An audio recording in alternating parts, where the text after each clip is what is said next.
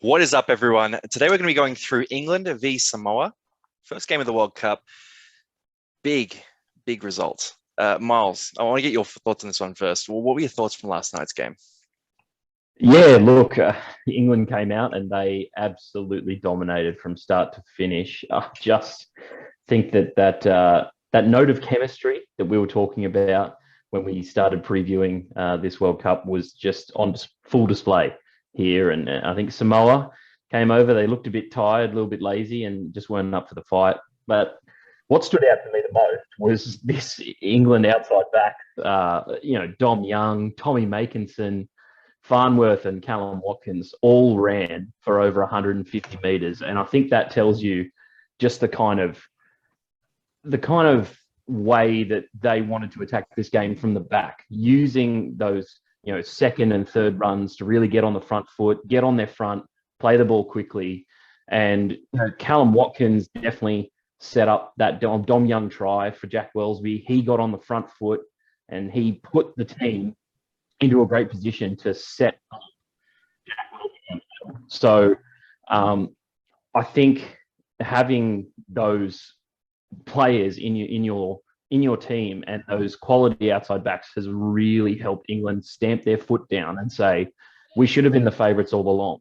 Where the host nation, we're going to come out here and we're going to blow you off the park, and I think that's exactly what they did. Mate, just on Dom Young there, I want to show this highlight here. So we've got the highlights up. That try was that. It was their third try. Yeah. Yeah. So let's jump right into it. So right away, a guy we're going to talk about a bit here, Welsby, came out of nowhere, but fed Dom Young that ball, and look at the pace on him just to cut around Sawali there. Like, he had absolutely no chance here. He was coming through. Let's cut back for a second. He's got no chance to beat Swally here. Swally's not a slow man. He's a quick guy, and he's just totally burning with pace. And I think that set a bit of the tone for the outside backs here for England. So tons of speed, tons of power across the board. Biz, your first time on the show. I'd love to hear from you. What were your thoughts on those guys? Did that surprise you from either of them? Yeah, hey everyone. Great to be on the show. Very surprised. I think we spoke about this England team in the warm-up. We looked at their backline and thought that could be a bit of a weakness. We saw the star power in the forward pack with Burgess, Radley, Bateman. But a couple of names here, they really stood out. As Miles kind of mentioned, Tommy Makinson, Cam Watson, they really, they really dominated at the back. And, if you look at Samoa's back five, superstars, origin-level players at NRL level, 3 world champion players from the Penrith Panthers, Suwali looking to make an impact. I was very impressed. And, Dom Young obviously had a very strong season for the Knights in a team that was rather poor through the season. But, I think, we look at the back line, Welsby connected brilliantly with them. He was very sharp down the short side. Quick bursts of quick play the balls. And like you said, these backs just finished everything. They were hard to tackle, 50-meter busts, multiple tackle breaks. Really good game from the back five against a strong lineup from Samoa. It'd be interesting to see how they go against some of the other teams. But just on the star power here, Brian To'o, Isaac Tungo, Crichton, Hamiso, they got dominated all game. And so I was very impressed by the England team. And then the forward pack stepped up as well. So very impressive display from the home team. And one aspect we didn't really consider was just the noise in the crowd. They really got behind their team, and it was great to watch. It took them some time to warm up, though, those sort of crowd members there, because I remember the commentators commenting a couple of minutes in saying that they were hoping the crowd would be a bit more boisterous. So I noticed that actually just watching the game. They were a little quiet at the start, and then once England started putting on a show for them, they just blew up. I think one of the big moments was when that ball boy fell over running onto the field. That seemed to wake the crowd up a bit. Everyone was sort of yahooing about that. But no, look, totally agree with those backs just being super dynamic. Miles, I know you were high as hell on the centre pairing as well last night. Yeah, look, Callum Watkins is just a bloke who's big, strong, kind of got that stocky build of say a Brian Toto, but I think he's got a little bit more size, a little bit more muscle up top. And he was just hard to bring down for, what was considered quite a big mismatch in terms of size against Samoa.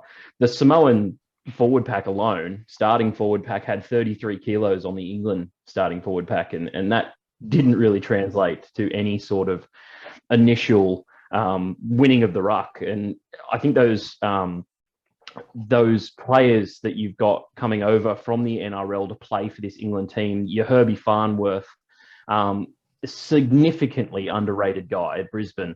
And I think we spoke about him in the lead up to this match. He needs to play a more pivotal role for that Brisbane team, because once you get him involved, he just goes hard, man. Like, he's so hard to bring down, and you pair him with Callum Watkins, and they're great. Have been great in the last couple of seasons of setting up their outside men. And Herbie Farnworth did it for a team that basically had no hope in Brisbane, where they were crying after losses. And Herbie Farnworth took that in stride, and he decided to stand out amongst the pack. So I fully credit the selectors for putting those two in, and it definitely showed it paid dividends. Commentators are talking about Watkins too, because my memory of him isn't the caliber of player that he showed us he was last night. And they were saying even at the start of this year that he had no chance at all of being in the England team before a ball was kicked in 2022. But just through form and through the year he's had, he got himself into that conversation, and he's dominating now. So he's clearly done the work and clearly sort of proven himself in this arena. One guy I do want to talk about here too is from the outside back, Sam Tompkins. So it wasn't the traditional fullback game where you see, a Latrell Mitchell or a Tom Trbojevic sort of bobbing up on the outside and, playing three passes wide in the sweeping plays. What we saw from Tompkins a lot more was him getting into dummy half and plugging a bit of a hole there with no Josh Hodgson in the team. And there's a couple of tries I wanted to show where they really highlighted how pivotal he was just in that dummy half position. So on this play here, you can see he leads out of dummy half, makes a scamper, feeds George Williams, who then feeds your boy Welsby. On the same vein, if we jump to the third try, we're trialing a new structure here, so these will be cleaner as we go on. Don't you guys worry. But Tompkins, again, you can see him at dummy half, and you know something's going to happen. So close to the line, he was getting in there. He's looking left. There's a bit of a sweep to the right. Feeds Welsby, who feeds Dom Young with a perfect pass there as well. So I just think the fact that Tompkins, and there's a lot more plays like that, where he was getting in around dummy half, it really added a lot of value to the England attack. Again, no Josh Hodgson, and we saw McLaurin come into the team. About 16 meters run, no real attacking stats. A line of about, I think it was 36 tackles, 8 misses there as well. He wasn't bad. He didn't overplay his hand, but they're going to need a more creative influence around the ruck, and Tompkins was one of those components that really added to that. Yeah, no, I certainly think that. But I think the other guy that can't be missed here at all is Victor Radley, the inflictor. He came in and he really stamped his authority on this Samoan team. He said, I don't care how big they are, I'm going to go as hard as I can. And every time he ran the ball, you felt like something was going to happen for England. He bent the line back, he gets a quick play of the ball. And I think, Dan, you said in the lead up as well that he was going to add that ball playing lock ability to this team that previously you wouldn't see. Him even signing or pledging his allegiance to play for England was huge. But the way that he's taken that in stride, come in and used it well. I saw him having a bit of a laugh while they were fixing the camera on him during the national anthem, I think, to see if he was singing it as well. Yeah, do you know the words, mate? Yeah, a bit like that. But I just think he added a hell of a lot, and it's probably why they ended up putting on 60 points. Yeah. So ball playing lock is what we expected. Did not expect the dummy half prowess that he showed, though. I mean, we know we can play at hooker, but they're down the stretch. If you watch those highlights, we're not going to show all of them, but there were a bunch of them where he was crafty as. Actually, I will show one just at the 208 mark, and we'll link this video as well if you do want to watch the highlights after this. But watch closely at the way Victor Radley sort of misdirects the pretty lazy markers at this point of the game. So completely fakes it out, feeds George Williams, who then sets up the try. And back to Makinson. Look at that pickup. Did you see that in the review? How ridiculous this pickup was and how well he nailed that? But just an incredible pickup. I think he was a bit surprised himself. I totally agree. I think that he didn't think he'd give himself a lick of picking that up. But with Makinson, I think we know that he's actually a fullback for his club in Super League as well. So he's an extremely talented player, and his runs from kick returns as well were a big standout. He's always looking for an opportunity, and definitely capitalised on that one. If we were going to segue in a different direction here and look at Samoa, because we haven't really talked about them much, I don't think they were 60-6 bad for most of this game. I think they let themselves down the stretch. You can see it's 44-6 with 6 minutes to go. So, that sort of tells you how this game finished. If you were looking for a real positive, and if you can find one for Samoa, what did you see in this game? I think Biz actually had a few good opinions on what the Samoan team kind of need to do, and just by their experience, you'd expect a bit better, wouldn't you, Biz? Yeah, of course. I think there is some strong positives to take away. Obviously, the scoreline quite lopsided, but I thought Suwali's performance out the back was quite strong. Almost 200 odd meters gained. His tackle busting. I think he started the game quite slow as he was familiarizing himself with that position, the speed of international football. But in the second half, I thought he really stepped up. The forward pack, they did get dominated, but I thought what they really missed was some leadership. And I think they've got the players in the team to really turn it around quickly. I'd just like to see from them a bit more grit, because I did see some heads go down as the scoreline racked up. I think Milford, with his sin binning, that was already Samoa was quite far behind, but there was quite a few dropped heads. I'd just like to see some resilience, because their team is so full of star power that they can score points quickly. And with the all the superstars in their back line, and they've got different makers in the forward pack with Sua Junior with his offloads. I think they can definitely turn around. I'd like to see some more expansive footy from them. But it was difficult. England got on the front foot early, and they never really took their foot off the gas. But I think there's a long way in this tournament. They haven't put themselves in a great position to start, but they definitely have the talent to turn around quickly. Yeah, England they pushed that line speed. They couldn't create anything. I think Samoa, for the first 20 minutes of the game, really found it hard to get out of their own end. And as you were saying, that expansive football is kind of hard to play in their own end. And England forced them to make those mistakes. And I will agree with you, Suwali made some great plays in this game.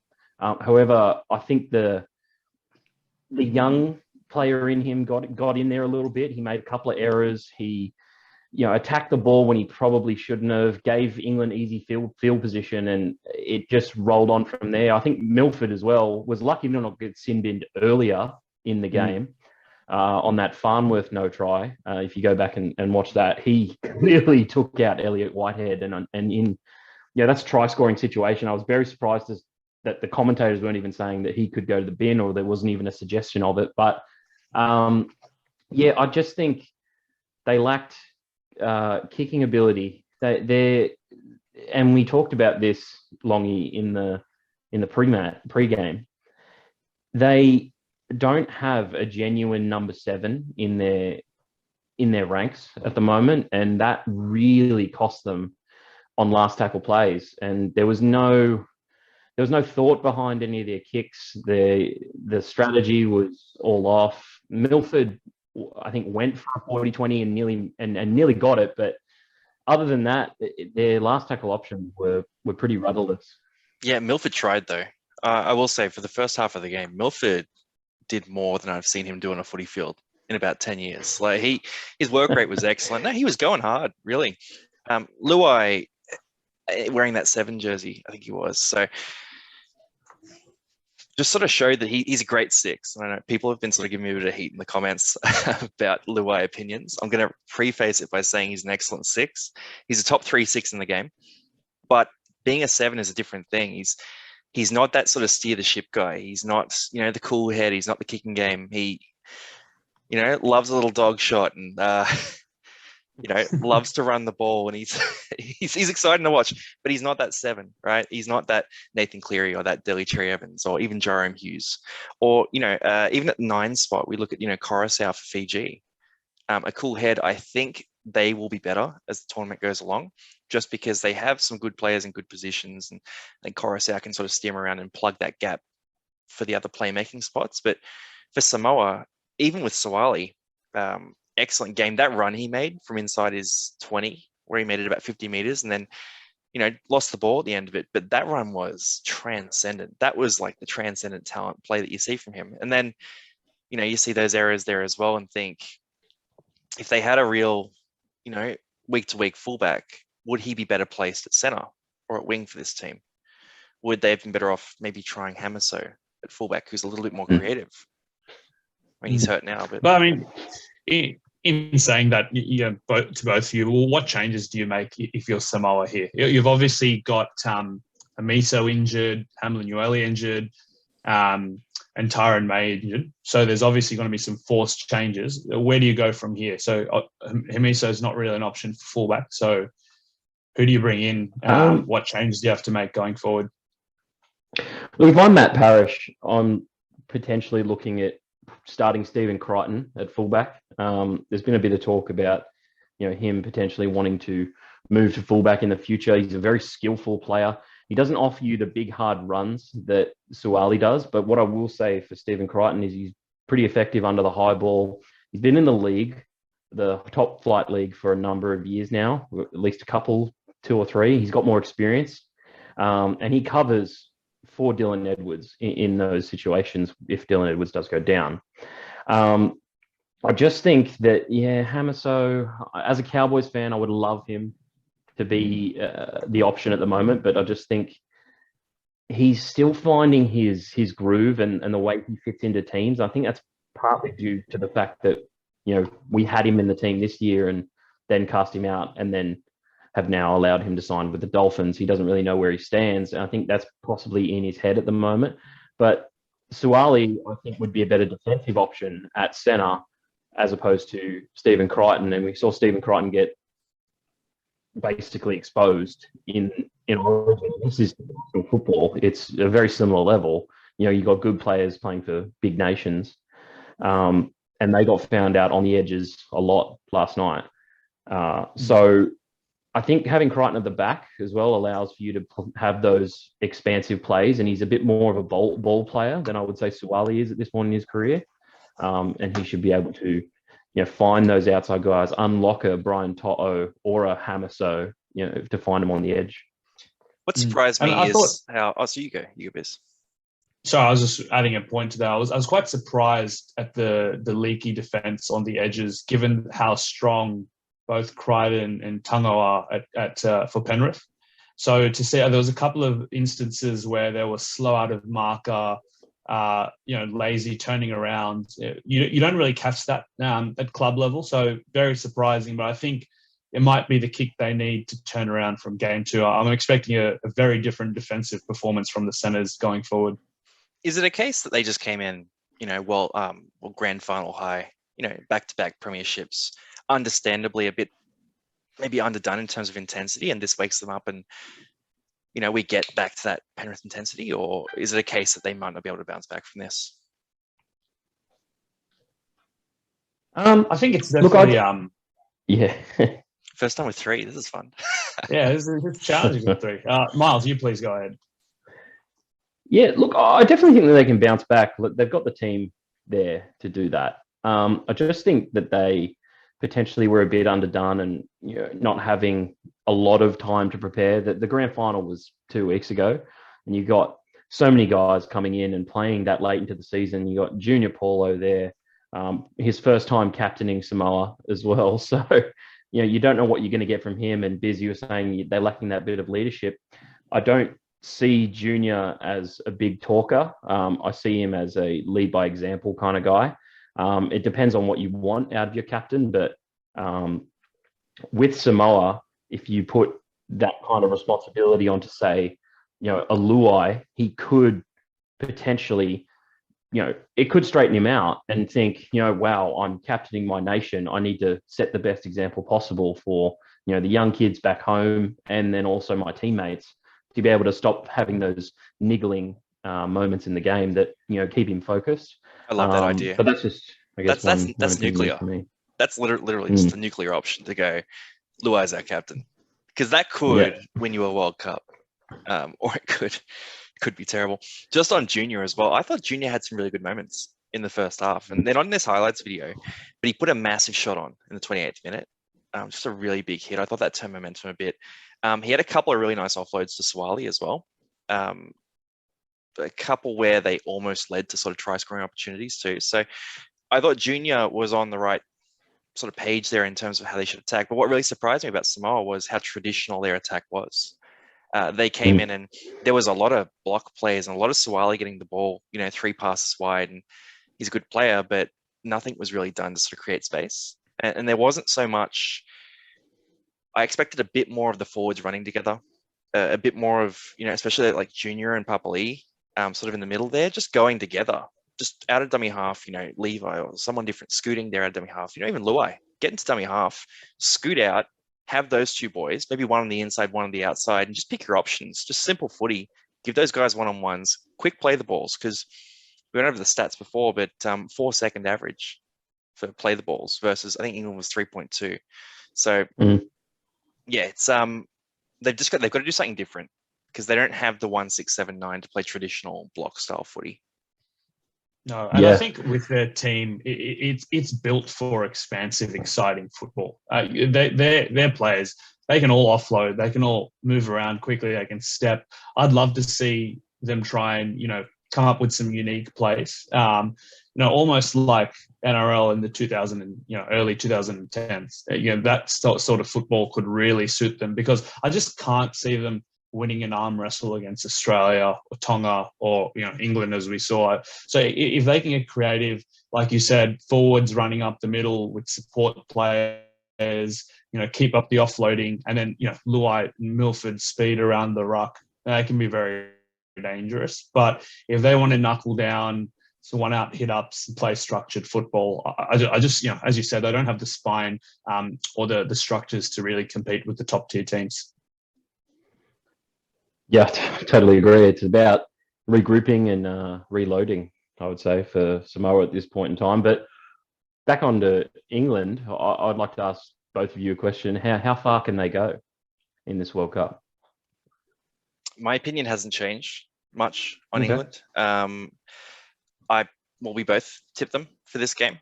I thought they were a bit disrespected leading into the tournament. I think they may have been adjusted to where they should be now. I still don't give them the win over an Australia or New Zealand. I think they're interesting against Tonga.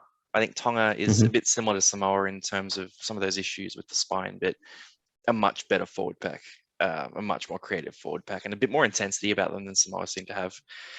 So I've still got England, a top 4 nation, probably not going all the way, but at the same time, the way they played, you couldn't say no to them. Biz, where have you got them, mate?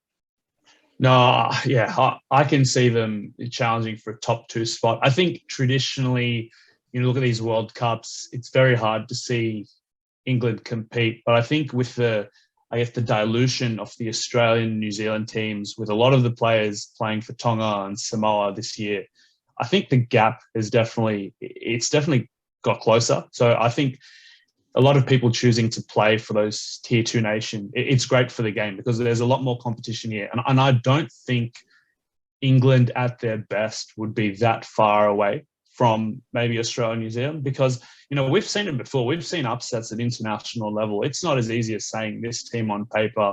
If you look at Samoa and England's team on paper and you look at their team lists, there's no way anyone's predicting a 66 result. So I think on their day, if they play like they do, they've got the size in the backs, they've got the speed, and they've got the crafty forwards that can really be challenging to an Australian forward pack or a New Zealand forward pack. So, I don't think they're, not in the 1 or 2 spot yet. I can see them challenging around that mark if they continue this form. Probably as you say, with Tonga at the moment, fighting for third. But, I was very impressed. Game 2, I'll be seeing if they want to, if they can bring in this form, and if they perform like this again, it'll be hard not to say they're creeping up towards. And again, not forgetting, this is their home crowd. These are their conditions. So, they're fresh and they're raring to go, and they want to win for their country. So, yeah, it's exciting to see an England team performing well. Yeah, newsflash for me. I'm going to go New Zealand, England final. Whew. Happening. New Zealand v Happening. England. I'm not sure about that quite yet. Happening. Yeah, I like that as a prediction. So let's let that segue us into predictions. So you've got New Zealand v England as your In final. the final. Yeah. I'm going to stick with tried and true Australia versus New Zealand. I just think too good through the spines, too explosive out wide. Can't happen, by the on way. the spot, mate. Oh, can't? Yeah, can't happen. Look, New Zealand would play Australia in the semi-final. True, actually.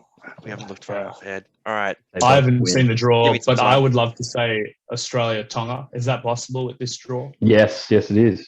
Yeah, I think Australia-Tonga could. That's my pick. I think Tonga will. They've got the nation behind them, support. And they've got a very strong team. I can see them making it to the final this year.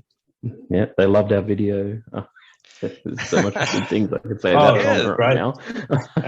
The Tonga fans are into it, but PNG loved it the most because you tipped PNG to beat them, Miles. It's still happening. All right, beautiful. We've got some mixed reactions here. Look, we're all giving respect to England, so it's going to be awesome to see how they go. One last comment from me, and we'll each have sort of a last comment here. I just thought a few of the players from Welsby, I'm going to be watching him again over the next few weeks. He was telegraphed a couple of times, that intercept to Tungo, a couple of his kicks as well. I hope he'll have to have learned from that experience, because against an Australia or New Zealand, they're not going to forgive as easily as Samoa did. And Josh Adokar will take every one of those intercepts to the house. So watch out for Australia, Welsby.